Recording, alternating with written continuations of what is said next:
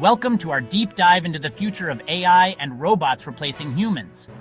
Today, we'll explore why this seemingly efficient idea is actually a recipe for economic disaster. Now, you might be thinking, haven't people been worried about robots taking their jobs since, like, the Industrial Revolution? And you'd be right. But the scale and scope of this new wave of automation is unlike anything we've ever seen. Let's start with the basics, shall we? The economy is a complex web of interactions, but at its core, it operates on a simple principle. The economy, in its simplest form, relies on a beautiful, delicate cycle. People work, people get paid, people spend that money on things they need and want. This cycle keeps businesses thriving, jobs secure, and innovation flowing. It's the circle of life, but with more Amazon Prime deliveries and avocado toast. Every purchase, every transaction fuels the next, creating a continuous loop of economic activity. Now imagine a future where companies, in their infinite wisdom, decide to replace a significant chunk of their human workforce with robots or AI. These machines, with their tireless efficiency, promise to revolutionize productivity. Sounds efficient, right?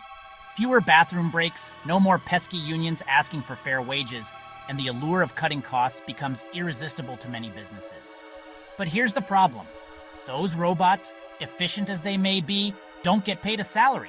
They don't contribute to the economy in the same way humans do. They don't need to buy groceries, pay rent, or subscribe to streaming services. Though, knowing our luck, Netflix will probably figure out a way to charge robots extra for password sharing. The absence of these transactions creates a void in the economic cycle.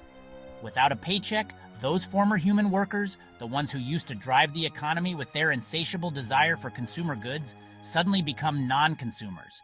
Their purchasing power vanishes, and with it, the demand for countless products and services. They become the economic equivalent of a dead pixel on a giant screen, taking up space but not contributing anything. This dead pixel effect spreads, creating larger and larger gaps in the economic fabric. And as more and more people find themselves in this position, the demand for goods and services plummets. The once bustling shopping malls and busy streets turn eerily quiet. Factories that once churned out products at a breakneck pace will fall silent. The hum of machinery will be replaced by an unsettling stillness. Shops will shutter their windows. The vibrant retail streets will become ghost towns with for lease signs becoming a common sight. And the economy? Well, let's just say it'll be in need of a defibrillator. The ripple effects of mass unemployment and reduced consumer spending can lead to a downward spiral, affecting every sector. Governments and policymakers will scramble to find solutions, but the road to recovery will be long and arduous. The economic domino effect is a stark reminder of the delicate balance that sustains our financial systems. Now, some very clever people, and by clever I mean people who've clearly never seen a Terminator movie, suggest a solution: universal basic income, or UBI. The idea is simple. Everyone gets a regular payment from the government, funded by taxes on, you guessed it, those very companies that replaced their human workforce with robots. On the surface, it sounds almost reasonable. Almost. The idea of a safety net for everyone, ensuring that no one falls through the cracks, is undeniably appealing. But here's where the UBI logic train goes off the rails. The concept, while noble, is fraught with complications and unintended consequences. Businesses are essentially subsidizing the very consumers they displaced in the first place. This creates a paradox where the companies that automated jobs away are now responsible for the livelihood of those they rendered jobless. The money they saved by automating jobs would just circle back to the general population to prop up consumer spending. It's a cycle that seems to feed on itself, creating a loop of dependency. It's like a weird dystopian game of economic hot potato, where the potato is our collective financial well-being. The stakes are high, and the consequences of dropping the potato are dire. In effect, these companies would become indirect employers of the entire population. They wouldn't be paying people to work, but to exist, to consume, to keep the whole shaky system from collapsing in on itself. They're not paying people to work, mind you, but to exist, to consume, to keep the whole shaky system from collapsing in on itself. This raises questions about the sustainability and ethics of such a system. Tell me that doesn't sound like the plot of a Black Mirror episode. The eerie similarity to dystopian fiction is hard to ignore. And let's not forget the logistical nightmare of implementing UBI. The administrative burden alone would be staggering, requiring a massive overhaul of existing systems. How much is enough to live on? Determining the right amount would be a contentious issue, with debates likely to rage on about what constitutes a livable income. Will it be adjusted for inflation? If not, the value of the payments could quickly erode, leaving people no better off than before. And what about those who argue that work provides a sense of purpose and dignity that a government handout can never replace? The psychological and social implications of a workless society are profound and complex. Okay, let's say, for argument's sake, that we decide to go down the robot tax rabbit hole. Imagine the complexities involved in such an endeavor. How do you even begin to tax a robot? Do you treat it like a piece of property, or do you consider it an employee? Do you slap a little IRS sticker on its metallic behind? Or maybe you need to install some kind of digital tax chip. Do you audit its algorithms?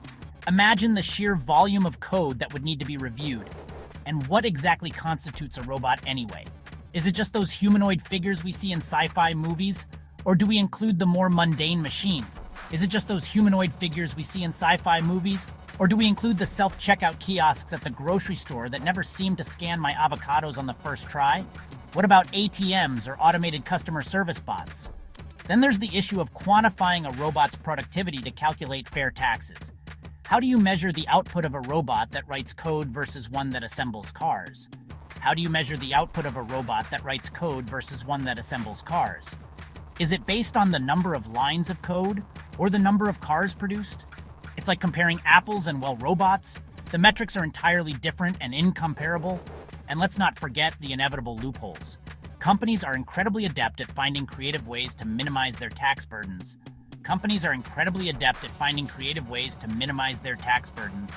They'd probably find ways to classify robots as non-taxable assets.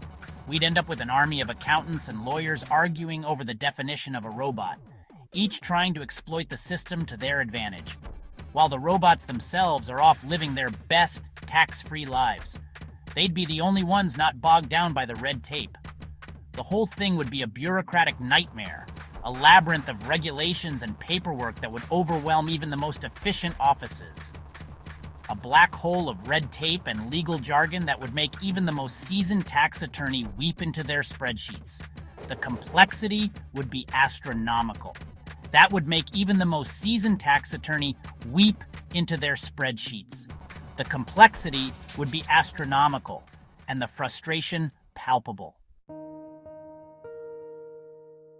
Even if we could somehow magically solve all the economic and logistical hurdles, even if we could create a world where robots do all the work and humans live off UBI, we'd still be missing something fundamental: the human cost of automation.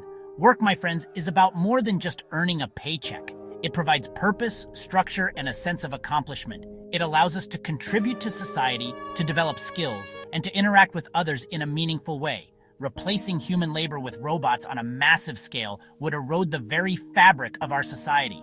It would create a world where millions of people are left feeling useless, disengaged, and utterly reliant on a system that sees them as nothing more than consumers to be placated.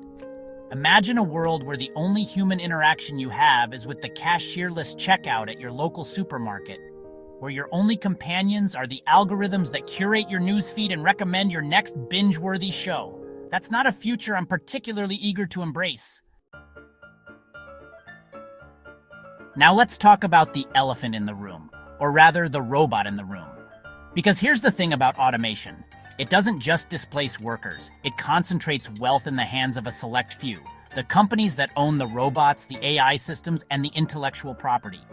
We're talking about a level of economic inequality that would make even the most hardened capitalist blush. Imagine a world where a handful of tech giants control the means of production, while the rest of us are left to fight over the scraps. This isn't just a moral issue, it's an economic one. A healthy economy thrives on a balance between producers and consumers, between those who create wealth and those who spend it. But with automation, that balance tips dangerously in favor of corporate oligopolies, leaving the rest of us teetering on the brink of financial ruin. It's a recipe for social unrest, for instability, and ultimately for the collapse of the very system that created it. In conclusion, while automation and AI might seem like the future, they could lead us into an economic and social dystopia. The real solution lies in integrating technology to enhance human jobs, not replace them. We need to invest in education and training programs that equip workers with the skills they need to thrive in a rapidly changing job market. We need to create an economy that values human ingenuity, creativity, and collaboration. Thanks for watching, and don't forget to subscribe for more insightful content.